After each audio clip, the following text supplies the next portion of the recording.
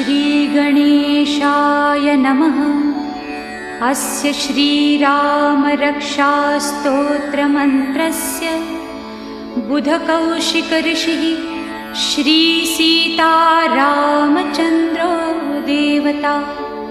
अनुष्टुप्छन्दः सीताशक्तिः श्रीमद्हनुमानकीलकम्। श्रीरामचन्द्रप्रीत्यर्थे जपे विनियोगः। अथ ध्यानम्। ध्यायेदाजानुबाहुं धृतशरधनुषं बद्धपद्मासनस्थं। पीतं वासोवसानं नवकमलदलस्पर्धिनेत्रं प्रसन्नं। वामाङ्गारूढसीता मुखकमलमिलल्लोचनं नीरदाभं। नानालङ्कारदीप्तं दधतमुरुजटा मण्डनं रामचन्द्रम् इति ध्यानम्। चरितं रघुनाथस्य शतकोटिप्रविस्तरम्। एकैकम् अक्षरं पुंसां महापातकनाशनम्। ध्यात्वा नीलोत्पलश्यामं रामं राजीवलोचनं। जानकी लक्ष्मणोपेतं जटामुकुटमण्डितम्। सासितूर्णधनुर्बाणं पाणिं नक्तं चरान्तकं। स्वलीलया जगत्त्रातुम् आविर्भूतम् अजं विभुम्।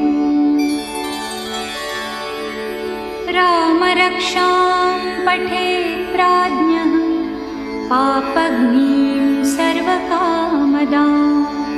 शिरो मे राघवः पातु भालं दशरथात्मजः। कौसल्येयो दृशौ पातु विश्वामित्रप्रियश्रुती। घ्राणं पातु मखत्राता मुखं सौमित्रिवत्सलः। जिह्वां विद्यानिधिः पातु कण्ठं भरतवन्दितः। स्कन्धौ दिव्यायुधः पातु भुजौ भग्नेशकामुकः। करौ सीतापतिः पातु हृदयं जामदग्न्यजित्। मध्यं पातु हरध्वंसी नाभिं जाम्बवताश्रयः। सुग्रीवेशः कटे पातु सक्थिनी हनुमत्प्रभुः। पुरूरघुत्तमः पातु रक्षः कुलविनाशकृत्। जानुनी सेतुकृत् पातु जङ्घे दशमुखान्तकः। पादौ बिभीषणश्रीदः पातु रामोऽखिलं वपुः। पीतां रामबलोपेतां रक्षां यः सुकृती पठे। सचिरायुः सुखी पुत्री विजयी विनयी भवे। पातालभूतलव्योम चारिणश्छद्मचारिणः न द्रष्टुमपि शक्तास्ते। रक्षितं रामनामभिः। रामेति रामभद्रेति रामचन्द्रे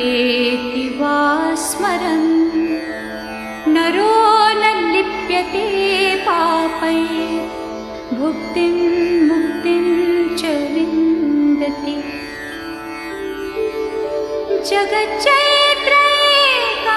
जगच्चैत्रैकमन्त्रेण रामनाम्नाभिरक्षितं यः कण्ठे धारयेत् तस्य करस्ताः सर्वसिद्धयः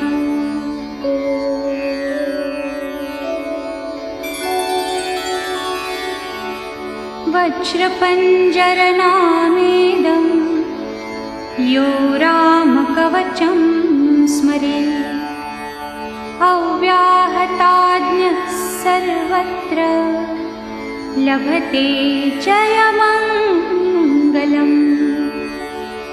आदिष्टवान् यथा स्वप्ने राम रक्षामि मां हरः तथा लिखितवान् प्रातः प्रबुद्धो बुधकौशिकः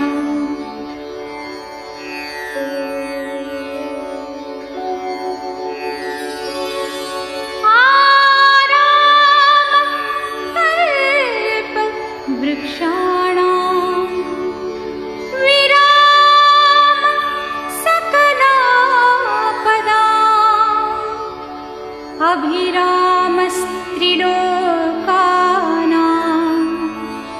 रामः श्रीमान् सनः प्रभुः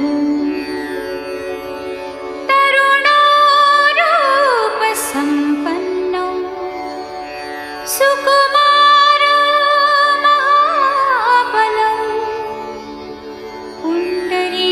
विशालाक्षौ क्षीरकृष्णाजिनाम्बरौ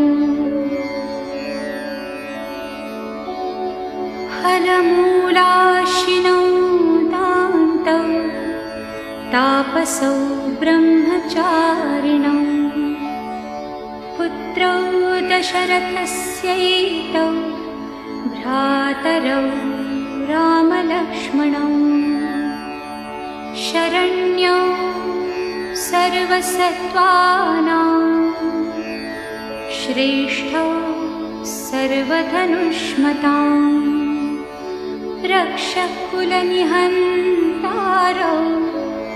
त्रायेतां नो रघुत्तमौ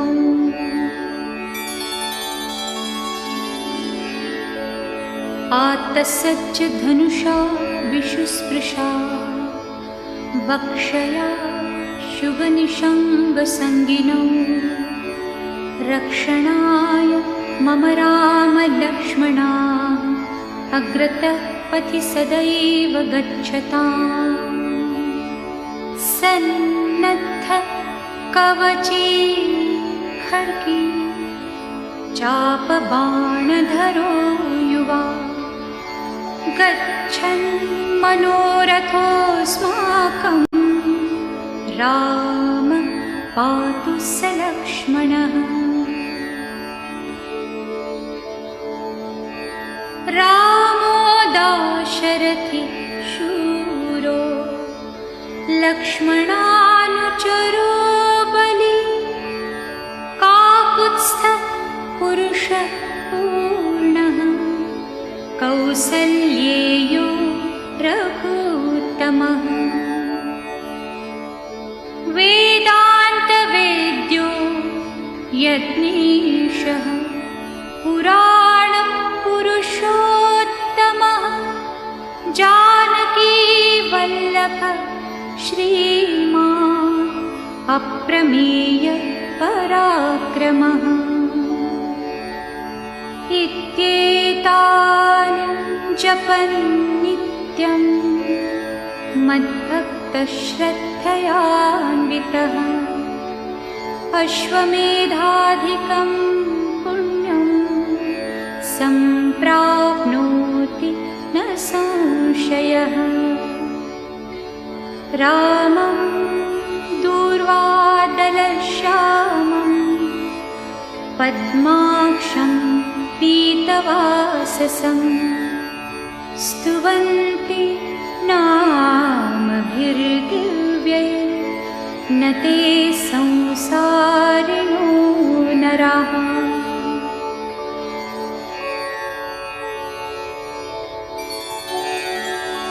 रामं लक्ष्मणपूर्वजं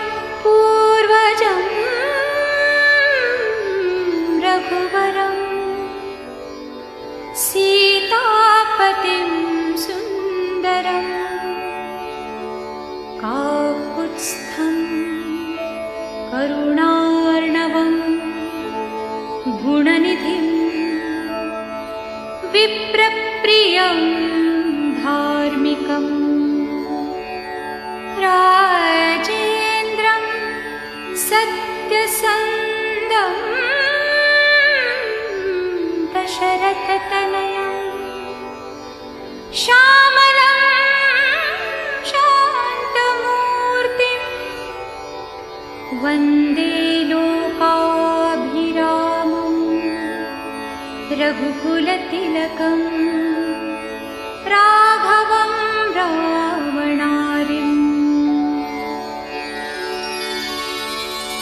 रामाय रामभद्राय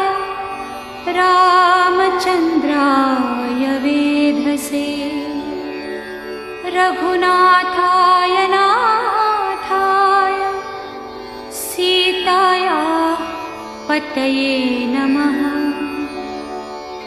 श्रीराम राम रघुनन्दन राम राम श्रीराम राम भरताग्रज राम राम श्रीराम राम रणकर्कश राम राम श्रीराम राम शरणं भव राम राम श्रीरामचन्द्र चरणं मनसा स्मरामि श्रीरामचन्द्र चरणं वचसा गृह्णामि श्रीरामचन्द्र चरणं शिरसा नमामि श्रीरामचन्द्र चरणं शरणं प्रपद्ये। माता रामो मत्पिता रामचन्द्रः स्वामी रामो मत्सखा रामचन्द्रः सर्वस्वं मे रामचन्द्रो दयालु नान्यं जाने नैव जाने न जाने। दक्षिणे लक्ष्मणो यस्य वामे तु जनकात्मजा पुरतो मारुतिर्यस्य तं वन्दे रघुनन्दनं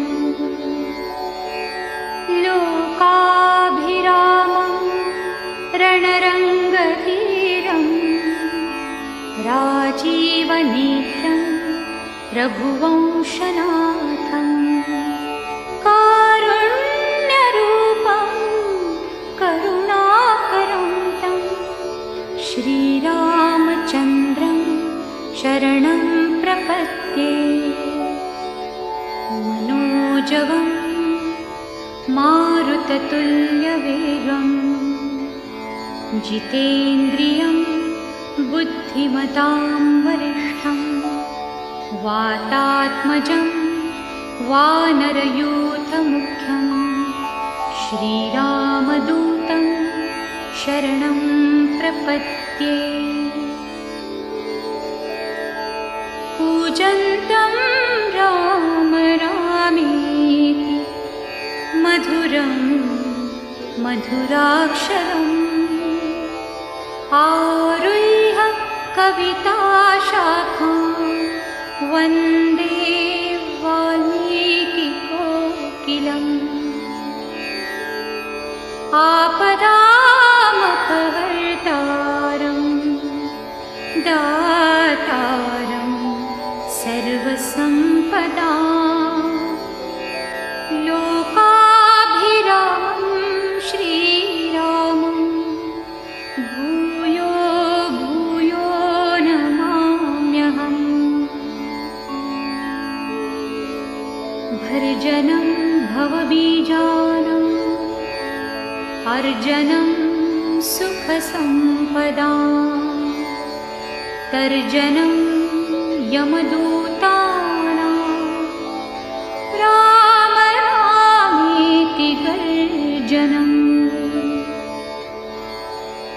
रामो राजमणि सदा विजयते रामं रमेशं भजे रामेणाभिहता निशाचरचमू रामाय तस्मै नमः रामान्नास्ति परायणं परतरं रामस्य दासोऽस्म्यहं रामे चित्तलयः सदा भवतु मे भो राम मामुद्धर राम रामेति रामेति रमे रामे मनोरमे सहस्रनाम तत्तुल्यं रामनाम वरानने इति श्री बुधकौशिकविरचितं श्रीरामरक्षास्तोत्रं सम्पूर्णम्